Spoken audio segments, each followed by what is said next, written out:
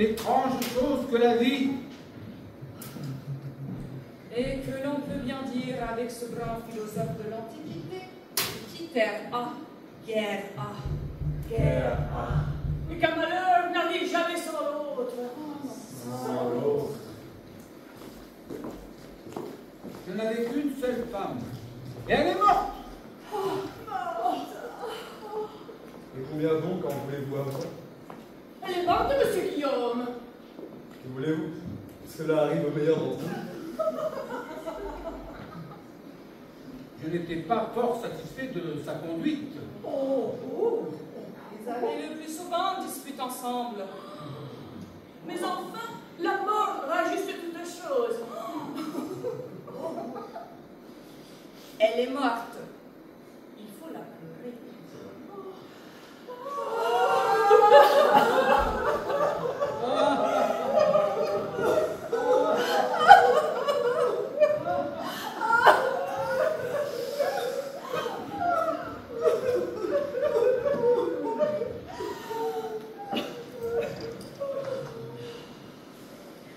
Si elle était en vie, vous que l'honneriez. Et de tous les enfants que le ciel leur avait laissés, il ne leur donnait qu'une seule fille. Car enfin, elle est dans la mélancolie la plus sombre du monde. Et cette fille est toute ma peine.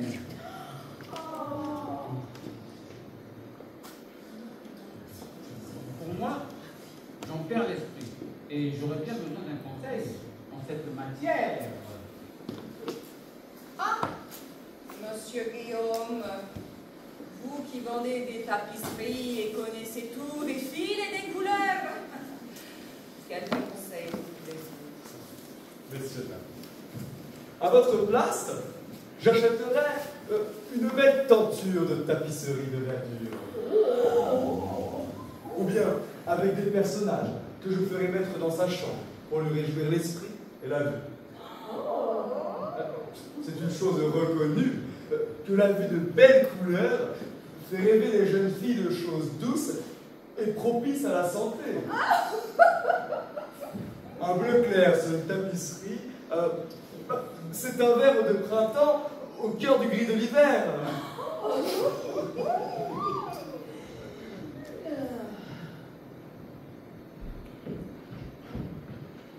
Moi qui suis votre voisine, je ne ferai point en deux façons.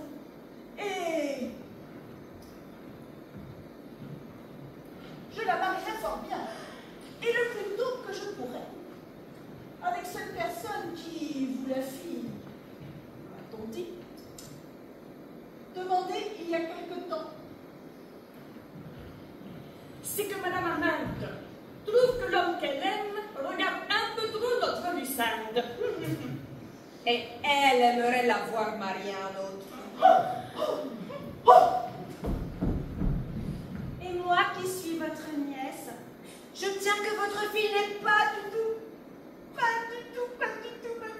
propre au mariage. Alors, pas du tout. Elle est d'une complexion trop délicate. Et elle mourrait d'avoir des enfants. Le monde n'est pas son fait.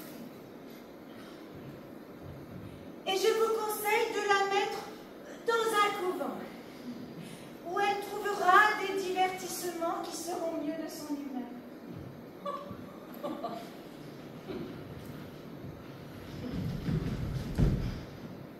Tous ces conseils sont admirables, assurément, monsieur.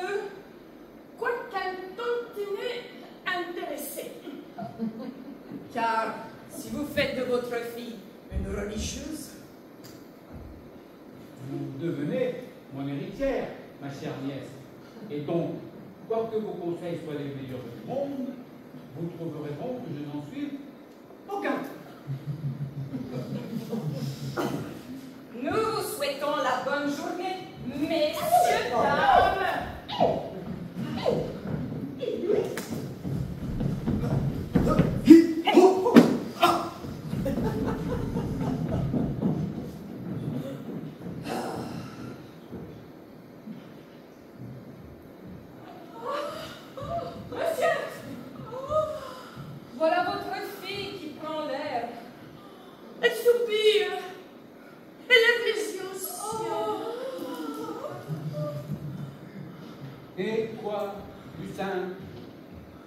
Toujours triste et mélancolique.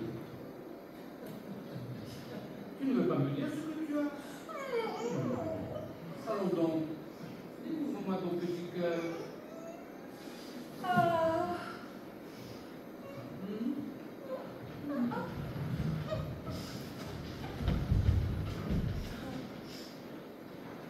Serait-ce une jalousie de tes compagnes? Ou une étoffe nouvelle dont tu veux avoir un habit? Voudrais-tu qu'on partachant dans le nouveau cabinet? Veux-tu apprendre le classe?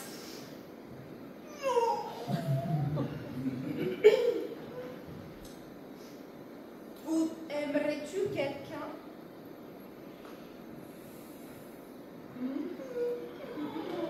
Et souhaiterais-tu être marié? Vous voyez bien, elle ne veut rien dire, la coquine. Mais monsieur, le mystère est découvert. Va, fille ingrate, je ne veux plus te parler et je te laisse à ton obstination. Mon père, puisque vous voulez que je vous dise la chose. C'est une coquine qui veut me faire mourir. Mais mon père, je veux bien. Non, je suis contre elle, dans une colère épouvantable. Mais elle veut bien. C'est une friponne, une ingrate. Mais c'est ton mari qu'elle veut. Je l'abandonne, je la déteste et la renonce pour ma fille. Un mari. Moi oui, un mari. Ne m'en parlez point. Un mari. Un mari. Ne m'en parlez point. Un mari.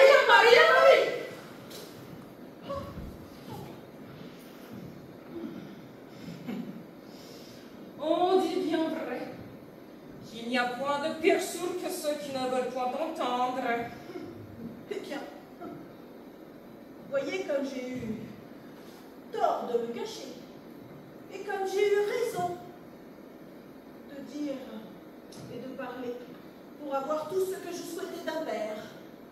Hélas. Par ma foi, c'est tant bien.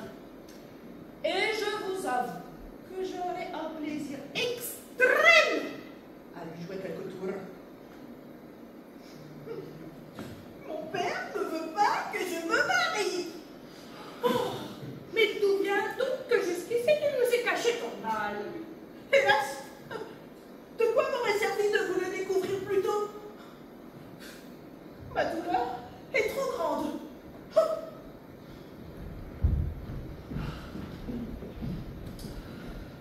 Il faut voir la voir.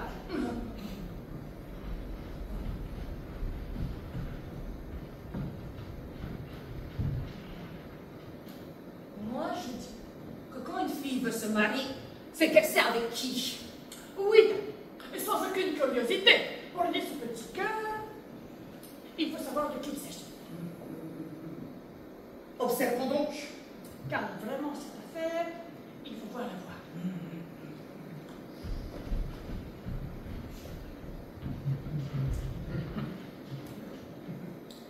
Je surveille le père. Et moi, je suis la fille pas à pas.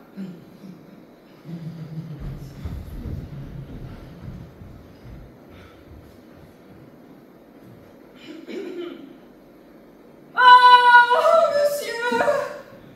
Quel ennui! De quoi veux-tu parler ici? Oh, je parle de toutes les difficultés que vous rencontrez, monsieur. Et j'en suis folle, Marie. Oh. Les hommes sont bien à plaindre, Lisette. Oh oui, c'est certain. Je vois votre situation. Vous aviez une femme. Elle s'était engagée auprès de vous. Elle vous a fait des enfants. Et voilà qu'elle a l'outrecuidance de vous quitter pour rejoindre le bon Dieu. C'est bien dur pour un mari. Oh oui, c'est peut-être dur pour elle, mais c'est encore plus dur pour le mari. Quant à votre fille, la voilà qui fait l'impertinente à vouloir se prendre un mari. Heureusement, je n'ai rien entendu. Car c'est une coutume tyrannique où l'on veut assujettir les pères de donner leur fille à un mari. En effet, monsieur, pauvres hommes, qui amassent de grands biens, qui prennent le soin d'élever leur fille tendrement, quand tout d'un coup, un genet passe qui prétend porter l'un et l'autre. Quoi vous êtes? Un homme qui ne vous touche de rien et qui prétend vous dépouiller de tout. Un mari. Aussi, je me moque de cet usage et je veux garder mon bien et ma fille pour moi. C'est dit. Pas de mari.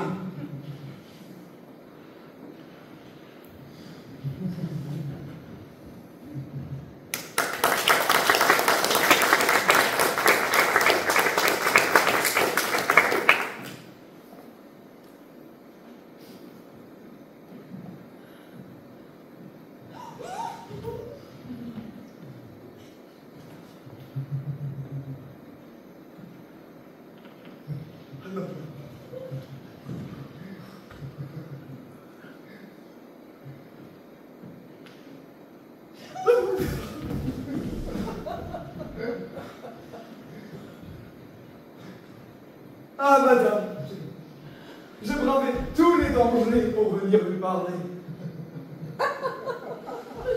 Monsieur, mais qu'avez-vous à me dire? J'allais lui dire que je l'ai fait demander, mais que son père m'a refusé. Monsieur, dites-lui donc pourquoi vous l'avez fait demander. Je l'ai vu, je l'ai revu, je l'ai beaucoup vu. Mais vous ne m'avez jamais parlé. Mais je l'ai regardé, et elle m'a regardé, nous nous sommes regardés. Si tendrement, que mon cœur explosait de tendresse. Je ne pouvais plus vivre sans la voir. Ni moi vous voir sans vous aimer. Ah, c'est affreux. Mais c'est exquis. Je suis l'homme le plus honnête et le plus tendre du monde. Et je l'ai fait demander à son père comme il convient. Hélas. Je dis bien, je suis de bonne famille. Et je ne sais pas pourquoi il m'a refusé. C'est qu'il ne veut pas me marier. Ça l'est promis un autre? Mais point du tout.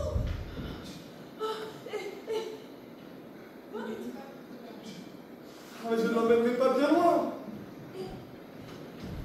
Il sera heureux d'être grand-père. Enfin bref, tout cela est très joli et nous en doutions bien. Mais il manque le principal. Le principal? Pas vraiment, monsieur. Quelle importance? Vous l'aimez donc pour ce que je suis et non pour ma famille? Oh, mais vous aurez tout le temps de me dire votre nom et de me présenter à votre famille. Quand nous serons mariés. Ah, quand nous serons mariés! Ah, c'est merveilleux! Mais enfin, votre nom, monsieur. Non. Non? Non. Non. Non. Non! Non, non, non.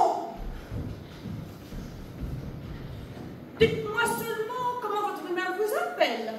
Elle m'appelle Clitor. Je vais vous appeler Clitandre. Et voilà, vous vous appelez Clitandre. C'est un bien joli nom. Bon, ne restez pas là plus longtemps, mon bon monsieur, car il faut voir la voir. Oh! Oh, je vais l'appeler Clitandre et il m'appellera Lucinde. Tout cela est trop beau que je ne peux y croire. Je crois que ce n'était qu'un rêve. Il était là. Il n'y est plus.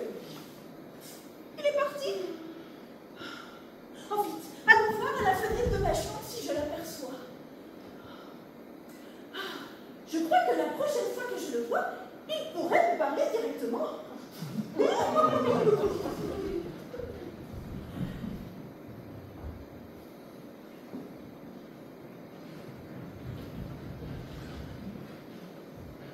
Notre plan semble en tout point parfait, pour le bien de tous et toutes. Et pour le nôtre aussi. Oui. Car si elle se marie, son cher papa fera tout pour la garder à la maison. Quand les petits-enfants viendront. Et cette maison sera la plus plaisante du monde.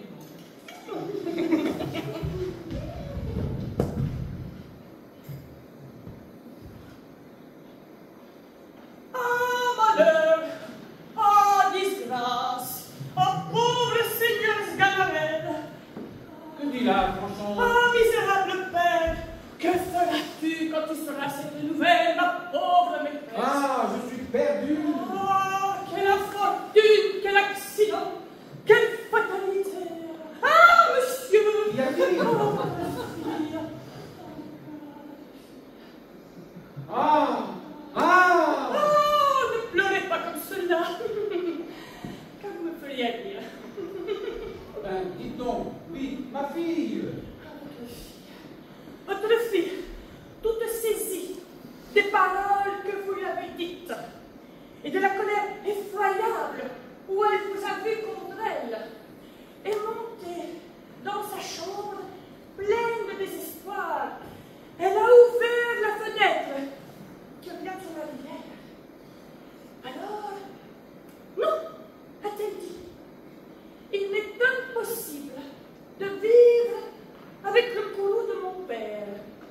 Et puisqu'il me renonce pour sa fille, je veux mourir. Elle s'est jetée. Non, monsieur. Elle a fermé tout doucement la fenêtre, s'est mise sur son lit, pleurant amèrement.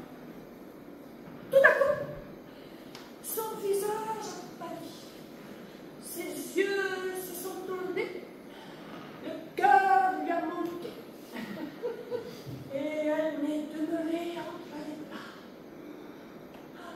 Ah, ma fille, qu'on allait guérir des médecins en grande quantité. On n'en peut point avoir assez dans une pareille aventure. Ah, ma fille. Ah!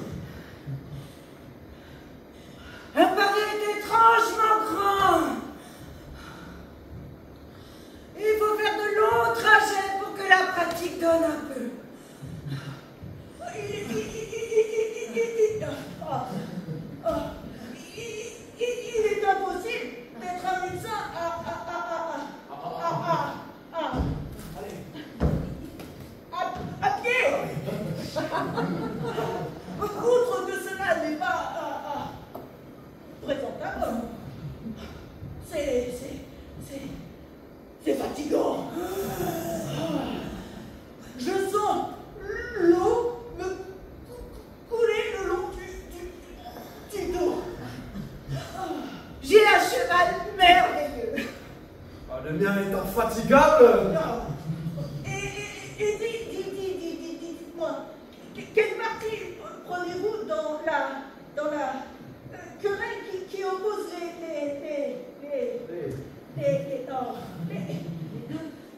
les deux médecins? Merci. Théophraste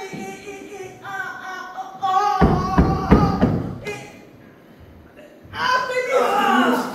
Je suis pour Artémius. Évidemment. Son avis a tué le malade. Alors que la vie de Théophraste semblait bien meilleure. Mais enfin, Théophraste a totalement tort de ne pas respecter la vie d'Artémius, qui est plus âgé et donc plus respectable. Sans doute. Il faut toujours respecter les coutumes. Quoi qu'il y arrive. Mais pour moi, je suis très sévère là-dessus.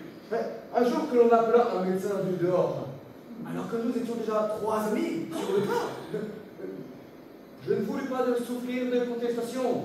La maladie pressait, mais je n'en démordis point. Et le malade mourut bravement pendant l'altercation.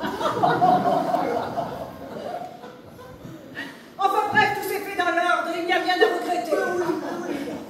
En tant que garant de la santé publique, nous appliquons strictement les préceptes de nos anciens.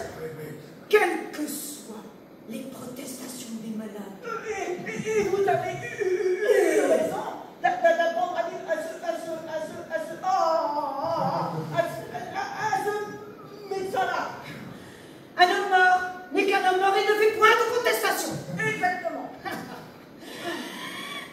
la préscience de nos aînés, si elle est négligée, porte préjudice à l'ensemble de la profession. Ouais, c'est vrai. Ce qui est bien le plus grave.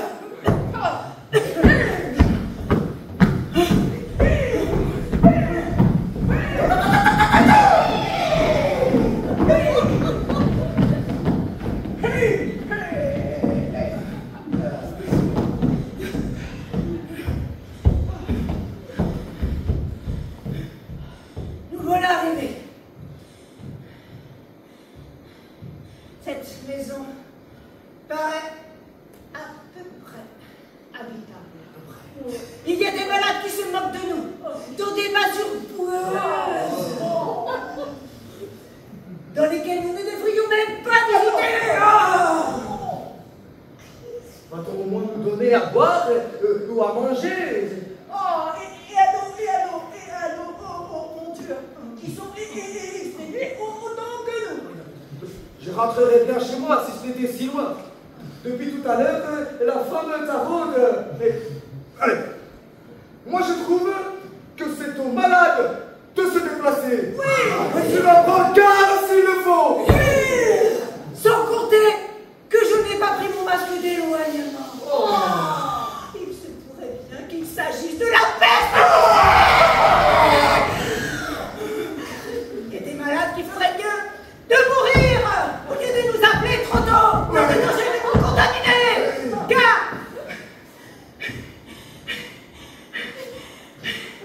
en allant voir les autres malades, nous pouvons contaminer, propager la maladie. Et c'est contraire à notre mission. Oui. Et ces gens-là n'ont aucun bon sens, aucune intelligence. C'est beau. L'état de stupidité de la population pauvre est marrant. Et je sens, et je pense sincèrement que la justice et la police devraient nous protéger contre nos maladies. Sans compter qu'ils ne nous paient jamais assez. Eu égard à notre dévouement. Dévouement.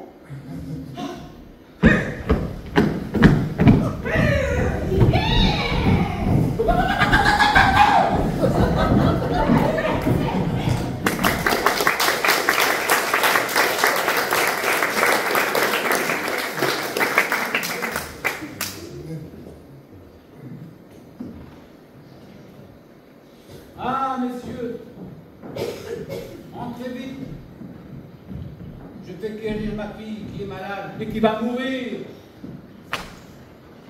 Je ne consulte point de vous.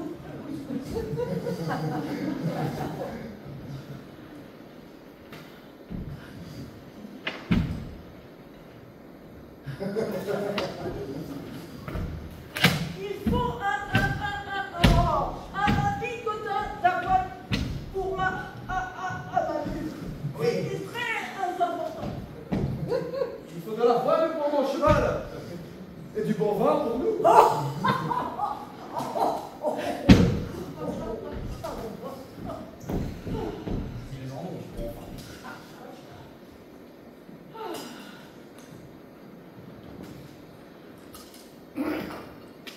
Monsieur, je peux vous dire qu'il y a beaucoup d'impuretés dans la maladie. Mais vous ne l'avez pas encore vu. Vous voulez dire que ma fille est impure? Je veux dire que, puisqu'elle est malade, il y a dans son corps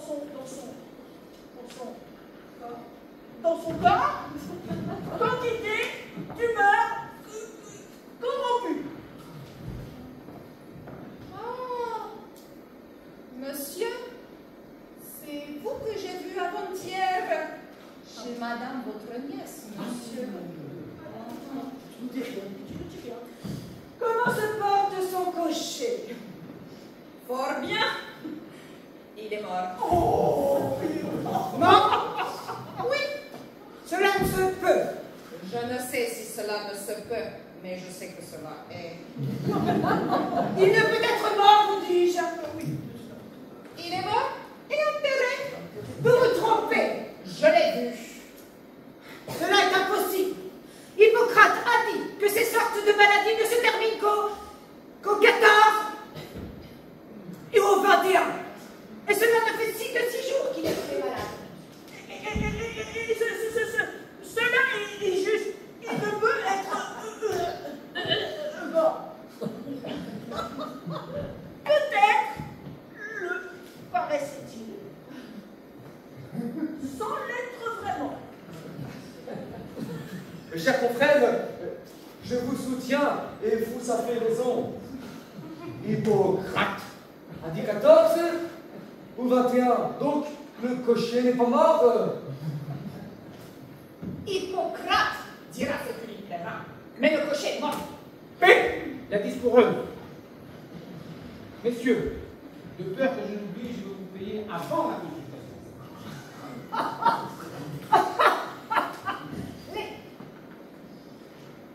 L'étrange obstination des ignorants dans les matières scientifiques.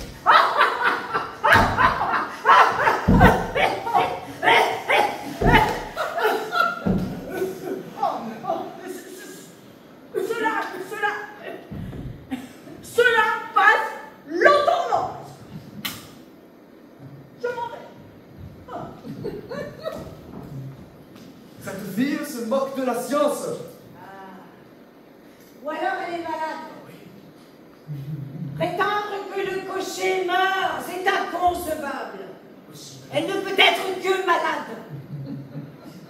C'est quelque humeur morbide qui la tient et qui lui range le cerveau. Il faut l'en délivrer absolument. Il faut la purger. Ah non, c'est un cas qui me paraît désespéré. Beaucoup plus en effet que celui du cocher.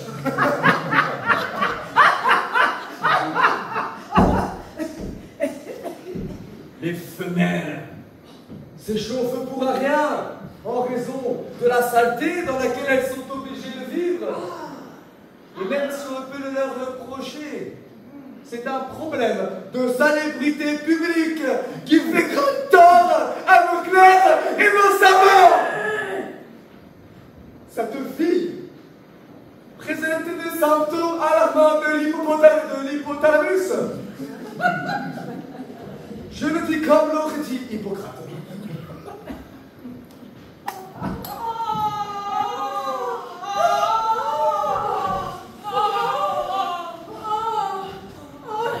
La vie est cruelle. Mon cher père ne m'aime plus. Et je sens que je suis déjà morte.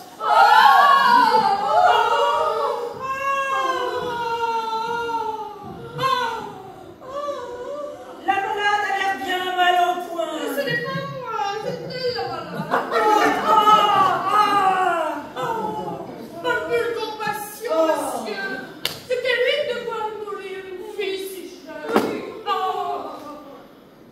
Examinons, Cherchons. interrogeons. Je vous en prie, monsieur, parlez en premier. Non, non, non, monsieur, s'il vous plaît. Je ne parlerai pas le premier. Allez, monsieur, je vous prie. Non, monsieur. Monsieur! Je sens que je ne ressusciterai plus jamais.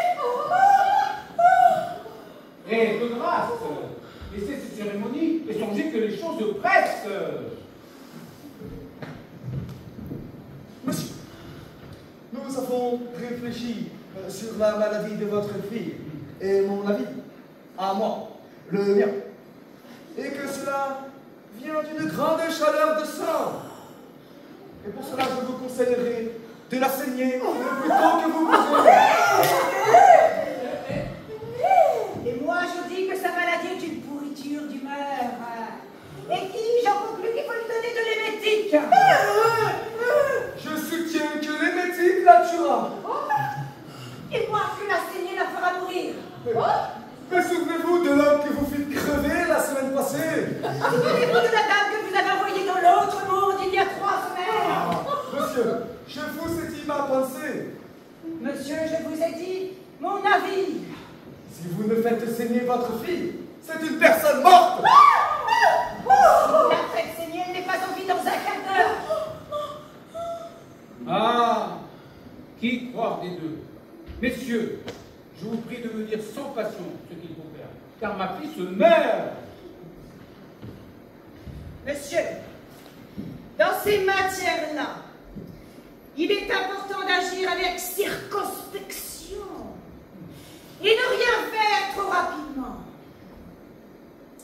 Les fautes qu'on peut faire sont d'une dangereuse conséquence. Hippocrate l'a dit. Il est vrai. Il est vrai car quand on a failli, il est difficile de réparer le dommage. Experimentum. Periculosum. C'est pourquoi il s'agit de raisonner avant comme il faut, de peser mûrement les choses, d'examiner les causes de la maladie et de voir les remèdes qu'on peut y apporter. Examinons. Cherchons. Comme la peur est fuligineuse, elle est allée fumer jusqu'à la région du cerveau. Son humeur putride et tenace et conglutineuse. Il faut une purgation bien vigoureuse. Une saignée extraordinaire. Et Il faut purger. purger. Il faut saigner. Purgeons, saignons, purgeons, saignons.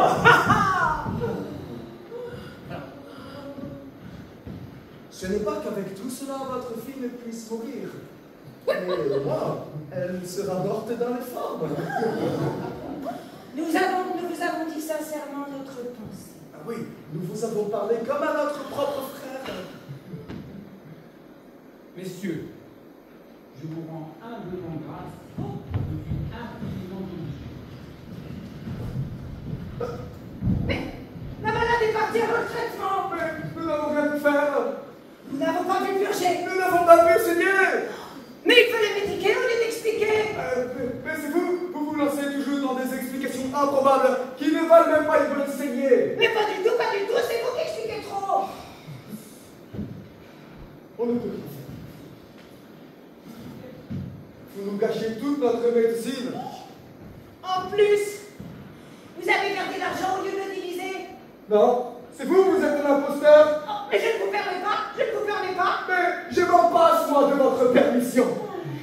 Attendez que je trouve un balai pour vous bien faire comprendre les choses. Attention là-bas, un chien. Ah, il paraît qu'on peut mourir. Fillon. Ah, sauvez-nous. Courons. Et comment? Oui, malheur du mort.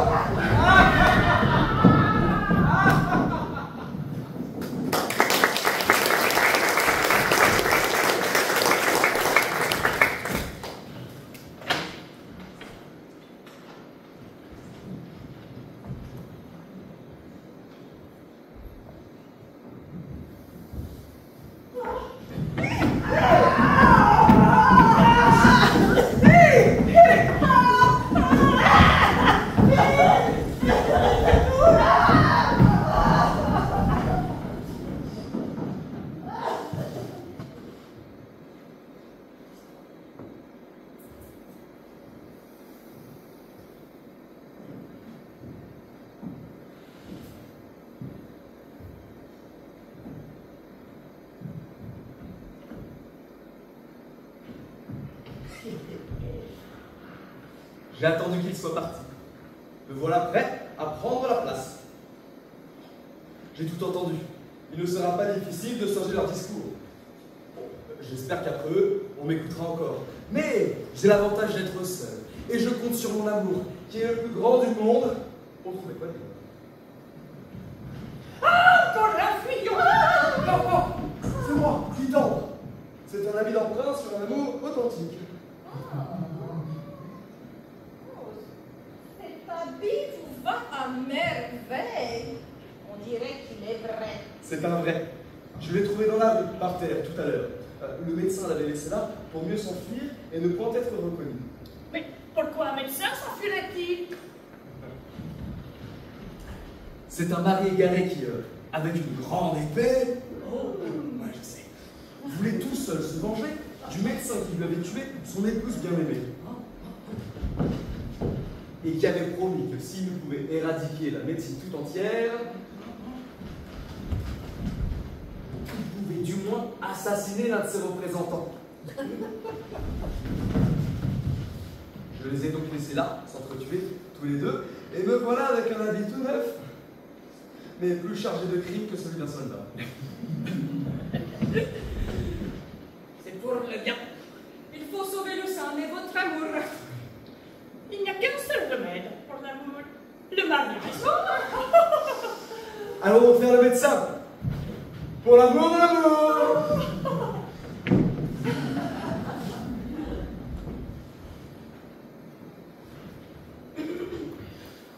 Allégresse, monsieur, réjouissez-vous. De quoi? Je suis malheureux, Lisette. Ma fille ne va pas bien. Elle ne peut être guérie. Réjouissez-vous, vous dis-je.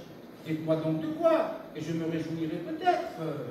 Non, je veux que vous réjouissiez auparavant. Je veux que vous chantiez, que vous dansiez, allez-y. Monsieur, votre fille est guérie. Ma fille est guérie. Oui, je vous amène un médecin, mais un médecin d'importance, qui fait des cures miraculeuses et qui se moque des autres médecins. C'est un fort bon médecin qui ne connaît pas Hippocrate. Il est là. Je vous le fais entrer. J'espère que celui-ci fera mieux que les deux autres. Oh, voilà un médecin qui a la barbe bien jeune. La science ne se mesure point à la barbe, monsieur. Et ce n'est pas par le menton qu'il est habile. Monsieur, on me dit que vous avez des remèdes admirables pour faire aller à la scène. Monsieur, s'il vous plaît. Mes remèdes sont différents de ceux des autres médecins. Non, les autres ont les saignées, les métiques, les médecines, les lavements. Non. Moi, je guéris par des paroles, par des sons, par des lettres, par des talismans, des anneaux constellés. Oh, voilà un grand homme. Monsieur, je vous ramène votre fille tout à l'heure. Oh. Votre fille est bien malade. Vous voyez cela dans mon pouls? Oui, par la sympathie qu'il y a entre le père et la fille. Monsieur, laissons-la tous les deux.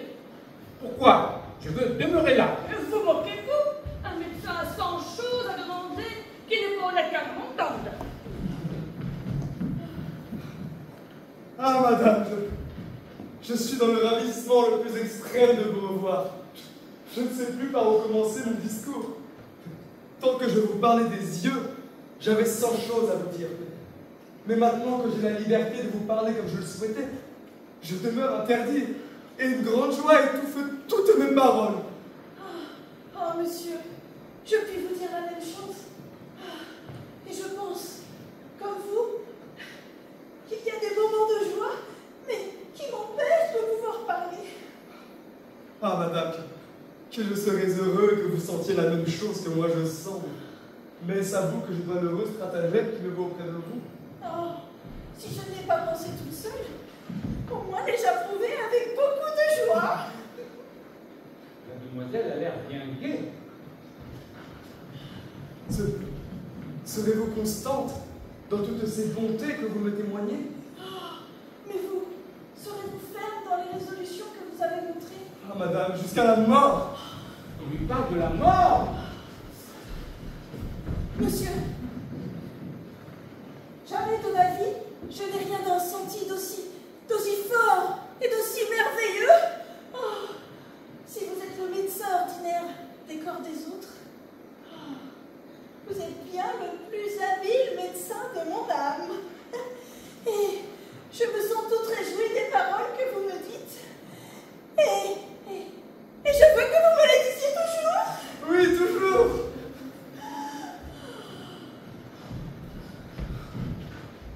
mademoiselle me semble bien gaie. Oh, restez auprès de moi chaque jour.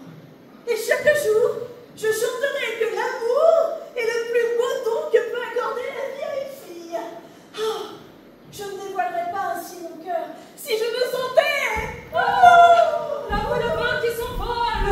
Et de rire, il y a des failles de joie. Oh. Monsieur, comme l'esprit a grand empire sur le corps, et que c'est de lui bien souvent que procèdent les maladies, j'ai pour coutume de courir à guérir l'esprit avant que de venir au corps. Et c'est bien de l'esprit que votre fille est malade. Tout son mal ne venait que d'une imagination déréglée. Figurez-vous qu'elle avait le désir dépravé d'être mariée. D'être marié, d'être marié. Vous savez, pour moi, j'ai toute ma vie, pour le mariage, une aversion effroyable. Un très grand homme. Et pour moi, le mariage est une des envies les plus ridicules et les plus extravagantes. Quel grand médecin! Je l'ai prise par souffle. Je suis venu ici pour lui dire que j'étais venu la demander en mariage. Soudain, son visage a changé, ses yeux se sont animés. Et si vous vouliez l'entretenir quelques jours dans cette erreur, vous verrez que nous la tirerons de sa maladie.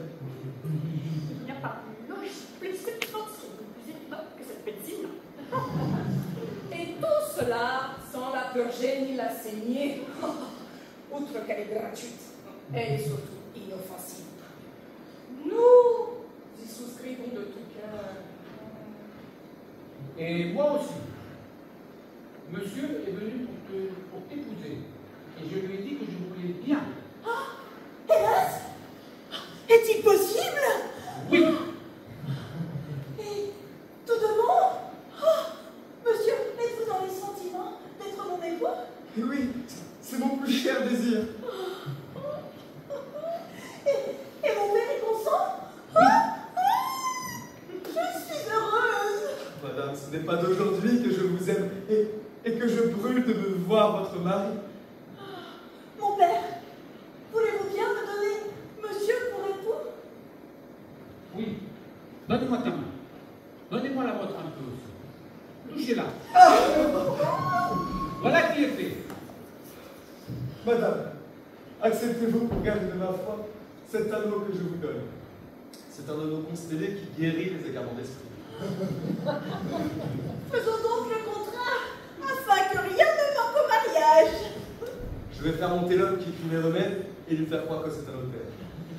Madame, je fais monter le notaire que j'ai amené avec moi.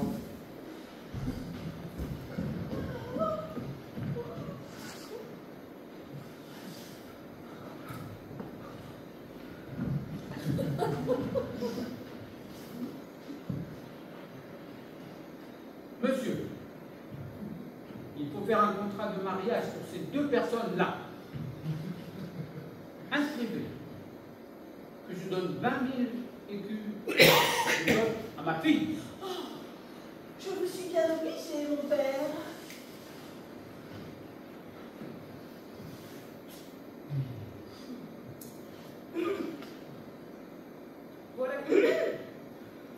Voilà qui est fait. Vous n'avez pas signé. Signez d'abord, et je signerai après, et monsieur va signer aussi. Oui.